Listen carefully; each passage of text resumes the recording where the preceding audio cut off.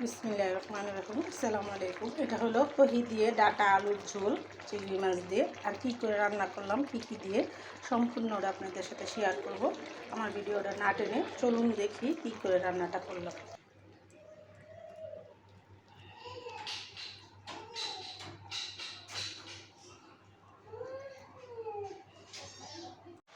চিংড়ি মাছ দিয়ে ডাটা কহির তরকারি। তো এখানে নিয়েছি আমি চিংড়ি মাছ, আর এখানে নিয়েছি আমি কহি, আর নিচে ডাটা আলু। তো এইগুলো আমি রান্না করব। কেমনি রান্না করব সম্পূর্ণটা কিন্তু আপনাদের সাথে শেয়ার করব। আমার ভিডিওটা না টেনে চলুন দেখি কীভাবে রান্নাটা করি। তো প্রথমে আমি চিংড়ি মাছগুলো ভেজে নেব। আমি এখানে পেঁয়াজ দিয়ে দিলাম। আমি সবসময় রান্নার সময় সতর্কবাণী দিয়ে থাকি, চুলার কমিয়ে রান্না করবেন, দুর্ঘটনা নেড়িয়ে চলবেন, বেঁচে যাবে হাজার হাজার জীবন, বেঁচে যাবে লাখ লাখ টাকা। আমার এই সতর্কবাণী আপনারা মেনে চলবেন। চুলা থেকে একটু দূরে সরে রান্না করবেন। মাছগুলো দিয়ে রান্না করবো। আর এই চিংড়ি মাছের মাথাগুলো আমি একটু ফেলে দেবো না, আমি একটু বেটে নেব। আমি পেঁয়াজটা এখানে বেশি বেরেস্তা করবো না, আমি চিংড়ি মাছগুলো দিয়ে দিলাম। আর দিয়ে দেবো সামান্য একটু নুন।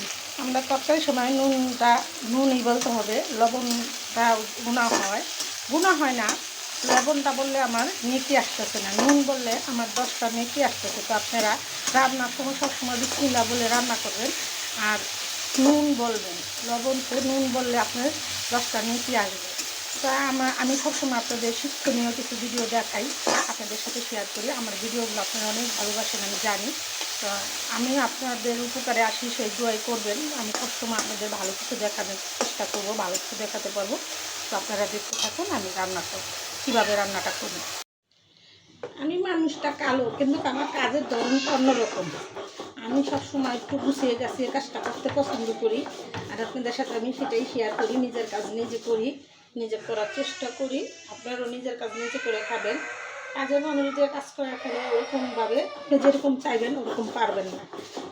তরকারিতে এটা আমার আগের দিনের মা চাচিরা তো এটাই করতো, চিংড়ি মাছের জোগাটা বাইটে নিত। এখন ব্লেন্ডার আছে, ব্লেন্ডারে করে নেয়। কিন্তু আমি সবসময় চাই যে আমার ছেলে মেয়ের স্বাস্থ্যটা একটু ভালো থাকুক, আর সবসময় সাশ্রয় করার চিন্তা ভাবনা করি।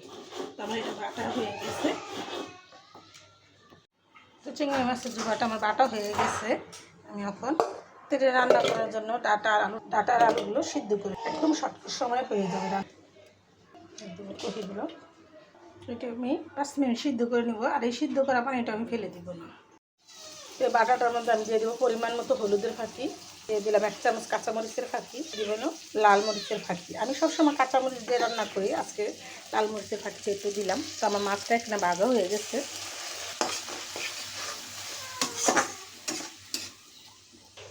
একটু পানি দিয়ে মশলাটা ভালো করে কষিয়ে নেব। মাছটা আমার কষা হয়ে গেছে, মাছটা উঠিয়ে নেব। চিংড়ি মাছ ভুনা করলে পোলা পানি পেট ভরে ভাত খেতে পারে।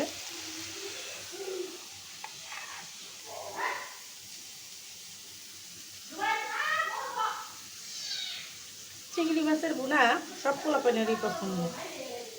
গরম গরম ভাতের সাথে চিংড়ি মাছ ভুনা খেতে খেতে অসাধারণ, সাথে যদি একটু ডাল থাকে।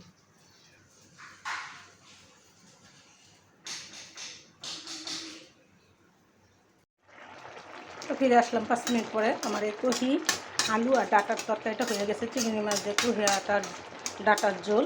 আমি কী দিয়ে রান্না করলাম, কীভাবে রান্না করলাম সম্পূর্ণ ভিডিওটা আপনাদের সাথে শেয়ার করলাম। আমার ভিডিওটা না টেনে দেখবেন। আর এরকম সুস্বাদু চিংড়ি মাছ দিয়ে কহি ডাটা আলুর ঝোল রান্না করে খেয়ে দেখবেন একবার হলো। তো ভিডিওটা আর বড় না করে আমি এখানে রেখে দিলাম। আসসালামু আলাইকুম।